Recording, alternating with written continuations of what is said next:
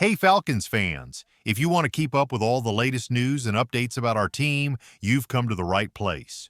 Here we provide everything you need to know about the Atlanta Falcons with content made just for you. So don't wait any longer. Subscribe to the channel now and hit the bell icon to get all the notifications right away. And don't forget to give us a thumbs up to help strengthen our amazing community of Falcons fans. Get ready, because we have some exciting and exclusive news to share.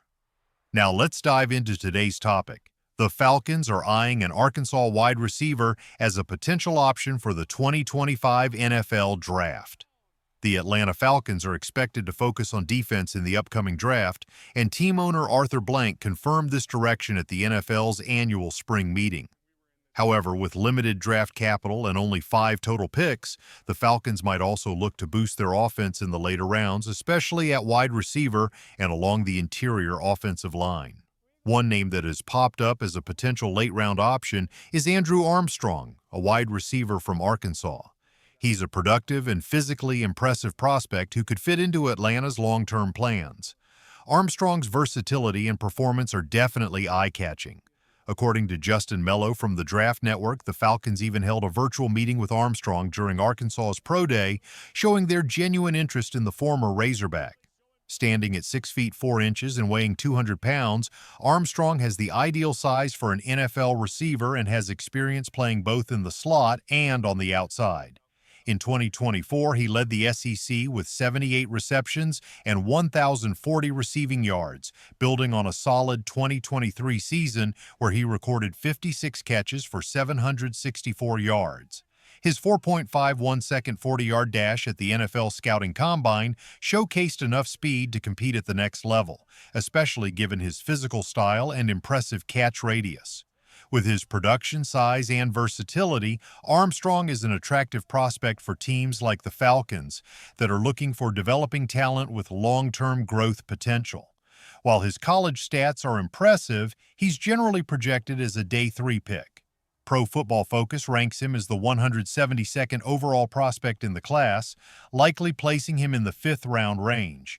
Given their limited early-round picks, the Falcons might see Armstrong as a low-cost, high-potential addition to their receiving core.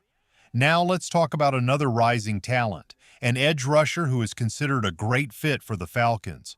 Almost everyone expects the Atlanta Falcons to select an edge rusher in the first round of the 2025 NFL Draft. However, based on recent history, that's not a guarantee. The Falcons have often chosen pass rushers in the second round rather than the first. If general manager Terry Fontenot decides to stick with this strategy, Pro Football Focus's Mason Cameron has identified the perfect target, LSU edge rusher Braden Swinson. Cameron named Swinson as the Falcons' top option for Day 2 of the 2025 NFL Draft, emphasizing the need for the team to find creative ways to add starting-caliber players to their defense late in the draft.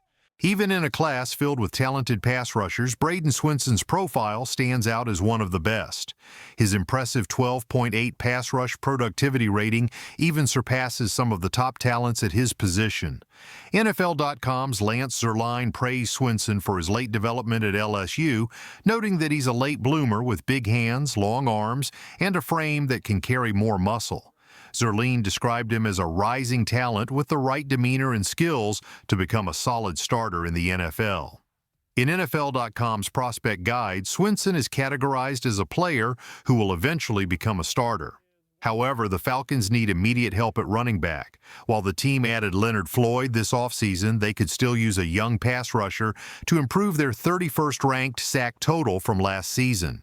Swinson might not be the immediate solution for that issue in 2025, but if he's ready to make a significant impact in 2026, Floyd may not be on the roster by then, as he signed a 1-year deal to join the Falcons. That said, the Falcons shouldn't overlook Swinson as a potential target. He could be part of the solution, but the full answer might involve selecting one of the top edge rushers like Jalen Walker, Mykel Williams, Mike Green, or James Pierce Jr. with their 15th overall pick in the first round, and then adding Swinson in the second round. With only 3 picks before the 7th round, the Falcons may not feel they have the luxury to double down on edge rushers in the 2025 draft. They have plenty of defensive needs and offensive positions that require more depth. The question remains, can General Manager Terry Fontenot address the team's biggest roster problems? Last year, the Falcons made 2 significant quarterback picks, and both prospects can play simultaneously while being significantly cheaper than Kirk Cousins was in free agency. Technically, the Falcons did draft 2 defensive ends last year, but those selections came in the 3rd and 4th rounds, not with their top 2 picks.